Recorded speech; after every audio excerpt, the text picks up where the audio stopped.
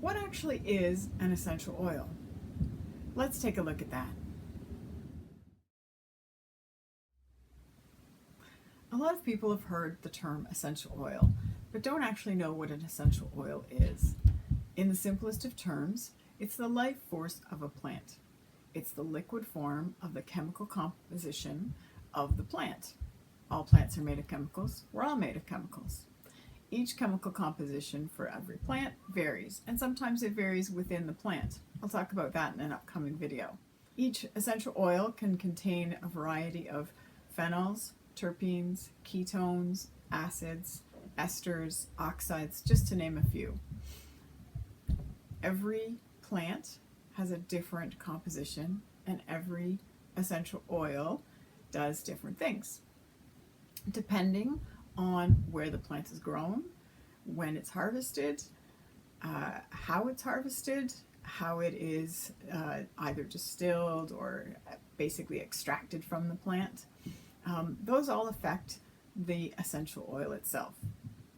A lot of people will tell you that there are therapeutic grade essential oils. That's not necessarily true.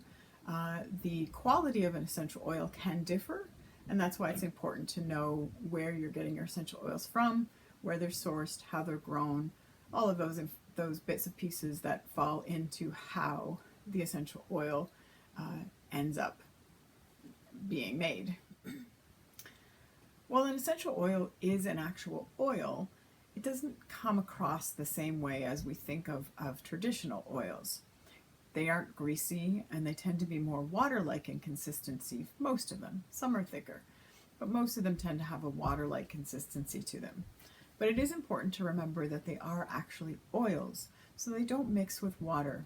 So you need to mix them with an alcohol or with a fixed oil, also called a carrier oil, which I've talked about in an earlier video.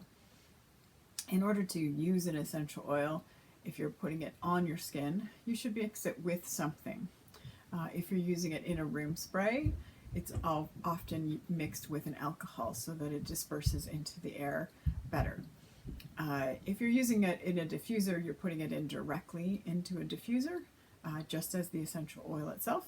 But often, if you're using an essential oil, you're mixing it with some other carrier to disperse it into the system, your system or the air. Essential oils are, as a group, what we call biotic. They strengthen living tissues. Essential oils can enter your skin topically through your skin or via inhalation. It is possible to take essential oils internally as well. It is not recommended, certainly here in North America, and it should only be done under the supervision of a medical professional. So please, if you're taking essential oils internally, make sure that it's being supervised by a professional.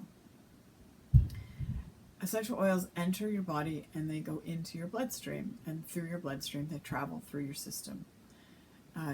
Depending on how you take the essential oil, how you absorb the essential oil, will determine how much of the essential oil ends up in your bloodstream. If you're inhaling, about 70% of the essential oil will end up in your bloodstream.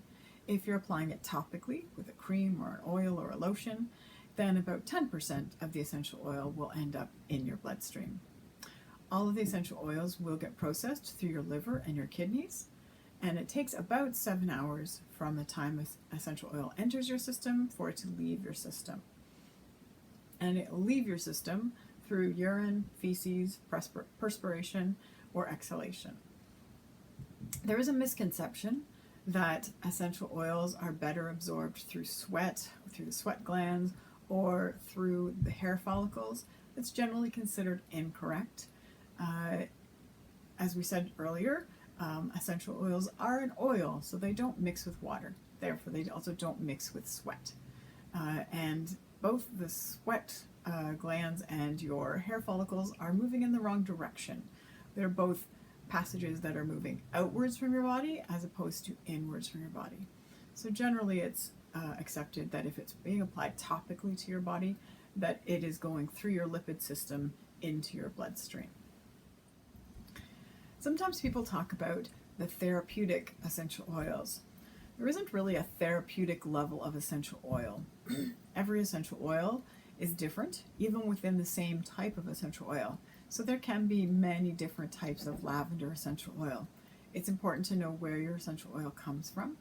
Factors like the ground, the soil that it's grown in, the time of year that it's harvested, how it is harvested, how it's extracted, all of those impact the quality of the essential oil. So you can have different qualities of essential oil, but in terms of therapeutic value, the therapeutic value just changes based on the quality. And if you're looking at mixing an essential oil, there are different levels of mixing. So there is a cosmetic level that most products are mixed at, which is fairly safe for just generic general use, like a lotion or a cream that you would buy or pick up from a store. There are also therapeutic levels of blending, so it's a little higher blend. It's a different ratio between the base, either the base cream, the base oil, and the essential oil. And that's done by an aromatherapist. So those are specific to each individual case. And no one thing will work for everyone. Everybody is different, and hence every essential oil blend that gets used will have different effects for different people. Thanks for joining me again. If you enjoyed the video, please give it a thumbs up and hit subscribe if you'd like to get notifications for upcoming videos. If you'd like to join my mailing list, you can find the link in the description section. Have a great day.